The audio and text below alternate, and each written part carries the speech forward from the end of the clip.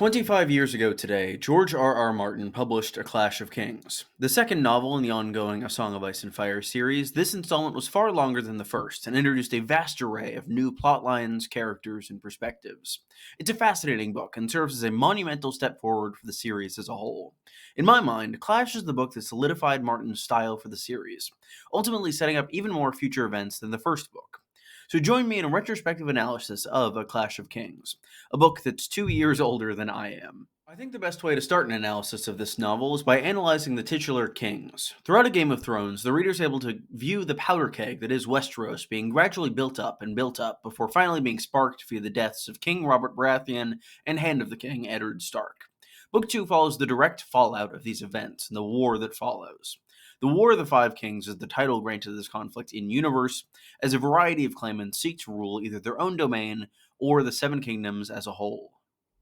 When rereading Clash for this analysis, I realized that I quite like the way this conflict is set up, at least from a meta-narrative perspective. Each of these five kings seems to represent some trait or element that is crucial to a ruler's claim within this medieval system, as each of them acts as sort of an embodiment and a mini-thesis of Martin on the strengths and shortcomings of their respective trait. These kings are all quite different and are very fleshed out characters, in most cases, with one notable exception, but are united in their role as driving causes of this conflict that lead to massive destruction across the continent. The first king to address is King Joffrey Baratheon. I'm doing air quotes, but you can't see them. I apologize for that. Joffrey is the supposed son of the previous king and is the individual who actively sits the Iron Throne as of the end of A Game of Thrones and the beginning of this novel. Joffrey is actually a bastard, and at the start of this book, one of the other claimants, we'll get to in a minute, makes sure that the entire realm is aware of this fact. Joffrey serves as a representation of the status quo and holding the elements traditionally held by the king. It's similar to what Otto says during the Black Queen in House of the Dragon. Both Aegon and Joffrey hold every symbol of legitimacy. Regardless of what others will say, many will believe them to be the ruler simply due to their current station, seated upon a throne of blades. Though through Joffrey, Martin is able to examine the appearance of legitimacy and what happens when that's present, but the disastrous consequences that can befall the realm should that appearance be an empty facade. Moving from one Baratheon claimant to the one true Baratheon claimant, King Stannis acts as a representation of ruling by and for duty, or the idea that an individual is bound to rule by their bloodline regardless of any other factors. Given the truth of Joffrey's birth, Stannis is the rightful king. That said, this entire war serves as a massive uphill battle for the Manus. He begins in an incredibly disadvantageous position, being trapped on an island without many allies, and is betrayed by one individual who by all rights should support him. We'll get to in about 30 seconds. Though Stannis is very duty-bound to rule, very few people in the text seem to believe that he would be a good king. Many fear his strict sense of justice and what is right, and others still dislike him simply due to his general nature and personality. With that said, Stannis is the candidate who has the best claim to the throne and serves as the second most powerful king throughout the war, the conflict between him and Joffrey serving as the main backbone of the second half of this story, which I'll get to in a little bit. The final Baratheon claimant is an interesting one. Renly Baratheon is Robert's younger brother, meaning that via his bloodline he has absolutely no claim on the throne at the present moment. He makes the argument that the same was true of Robert Baratheon when he claimed the throne for himself, but that really wasn't the case if we actually look at it. Given that the entirety of Aerys II's family was dispossessed and deposed, Robert Baratheon would actually already be next in line to the throne, given that his grandmother was a Targaryen. Renly's claim seems to serve as a view on a king who is asserting a claim via economic and militaristic strength. As via joining his cause with that of Mace Tyrell in the Reach, Renly gains a massive number of soldiers, lords, and a direct way to control the food supply across most of the Seven Kingdoms. That said, Renly's claim does still have problems. He lacks any symbols of legitimacy, as they're all pretty much held by Joff, and as stated, his actual claim is pretty shaky, meaning that nothing is preventing his supporters from throwing in for another potential king some years down the line, should they like them more than Renly. Bit of a sidebar though, I was surprised how much I liked Renly upon rereading the book for this review. He's such a fun character who I really would have loved to see more of in the future of the series, even if he very much shouldn't have been king. The two remaining kings are not aiming to rule the entirety of Westeros, but rather desire independence for their specific regions. The first of these is Robb Stark, and Robb's cause is almost as just as Stannis's. Stannis is the rightful claimant to the throne, however, Robb is seeking vengeance for his father and freedom for himself and his fellow Northmen from the regime of the Lannisters, this, at least in his mind, evil regime that took his father and ended up hurting his brother previously. I think that Robb Stark's claim very much acts as a deconstruction of what happens when you have have the noblest motivations possible, but falter in execution of battle plans outside of actual battles, military strategy on a broader scale, as we see in A Storm of Swords, which I won't spoil. I know not many people know about this little thing called the Red Wedding. But regardless, I think that Robb's claim is a really interesting one in terms of the actual progress of it and how it goes, and I'd love to do an entire video analyzing Robb as a character. That's part of why I'm not saying as much about him in this video, at least in terms of analyzing the character of Robb himself. Last but least is King, also air quotes, Balon Greyjoy, who I think very much represents the idea of someone just being a pure opportunist and seeing a moment of chaos and trying to assert control over their own domain as a king in a moment of opportunity. He very much has no real reason to go to war other than wanting to and having done a rebellion 10 years ago, and Balon just really isn't a great guy and isn't all that interesting compared to the other kings. Because at least with the others, they are more in control of things, or just are more interesting as characters or as causes, whereas Balon seems to exist just to kind of cause more problems for Robb. Also, hey, if you enjoy the video, be sure to subscribe. I talk about A Song of Ice and Fire all the time. I'll have more House of the Dragon stuff when that comes out, and I really appreciate any support on the video. So leave a like, subscribe, comment, all that YouTube stuff. Thank you. Sorry for the interruption. Moving from the kings to the text of the novel itself, let's start at the beginning, a very good place to start. The prologue to A Clash of Kings is my favorite prologue in the series. It is a massive chapter, I believe being the second largest in the series as a whole, and clocking in at around 35 pages, at least in my copy of the book, if memory serves. It's a massive chapter that comes from the point of view of Maester Cresson, who is a fascinating character. He served as a maester on Dragonstone for decades and decades, and serves as an excellent window into the Stannis cause for the first time. Through him, we meet both Melisandre and Davos, both of whom later become Viewpoint characters, and are introduced to Stannis from the point of view of someone who has known him better than perhaps anyone else in the world, as Cresson has raised Stannis from the time he was a boy. We see Cresson kind of struggle against Melisandre and kind of be even more extreme in this belief than Davos is in his chapters even, and we get to see the danger posed by this magic for the first time. Maester Cresson's death just serves as such a tragic moment and an excellent kind of starting point for the book as a whole, and one of my favorite passages in the entire novel comes from this point. To quote from that prologue, Maester Cresson blinked. "Stannis, my lord, my sad sullen boy, son I never had, you must not do this. Don't you know how I have cared for you, lived for you, loved you despite it all? Yes, loved you, better than Robert even, or Renly, for you were the one unloved, the one who needed me most. Yet all he said was, 'As you command, my lord, but I am hungry. Might I not have a place at your table? At your side. I belong at your side.'"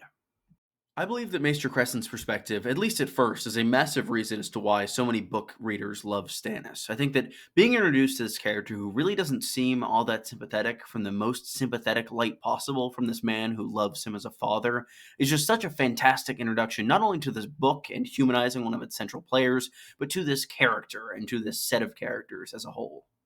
Speaking of magic, we do get a fair bit more of it in this book, at least as compared to Game of Thrones. Of course, Game of Thrones ends with the rebirth of dragons and the re-entering of magic into the world, and in this book, magic starts to get really weird and a bit out there, and it's kind of more magical than some of the other books in the series. I'd say it's probably tied with Dance for the most magical. We get Melisandre and her shadow baby. We get the Red Comet, who every character thinks is about them, which is pretty funny to read throughout. And we get Daenerys' visions at the House of the Undying, which still serve as massive pillars of prophecy that people are still theorizing about to this day.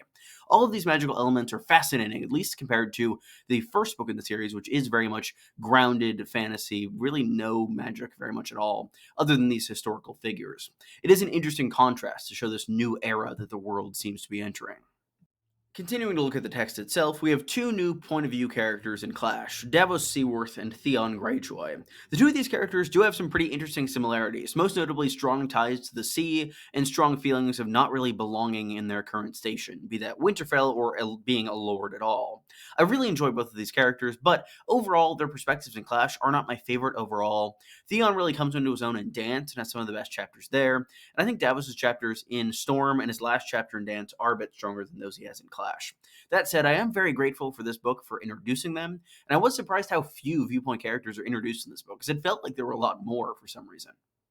For me, the two viewpoints that steal the show this book are Tyrion and Catelyn. I think this story is very much Tyrion's story as a central player, and it is the main book we get to focus on him, and I think it's the book in which he has the best chapters. In Dance's chapters are inconsistent, and there are a few chapters his I dislike in Storm, whereas in Clash, I think it's kind of all bangers all the time. Him living it up in King's Landing, actually being in power and trying to play the Game of Thrones is just so fascinating. Getting to see him bounce off of all of these other players is just so fun to watch.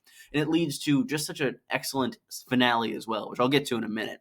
Catelyn Stark as well serves as an excellent viewpoint throughout both Robb's campaign and as a window into both Baratheon's perspectives. I think that the idea of having her be the one to view this inter-Baratheon conflict, at least the negotiation between Renly and Stannis, was genius, as this character, who is primarily defined through her motherhood, is the one viewing this very much sibling argument as though they're boys.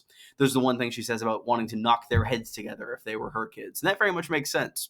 Her perspective also introduces us to a number of really interesting new players, like Renly, like Brienne, like all of the Tyrells, albeit Renly was not new at that point, but I digress. He was a new king.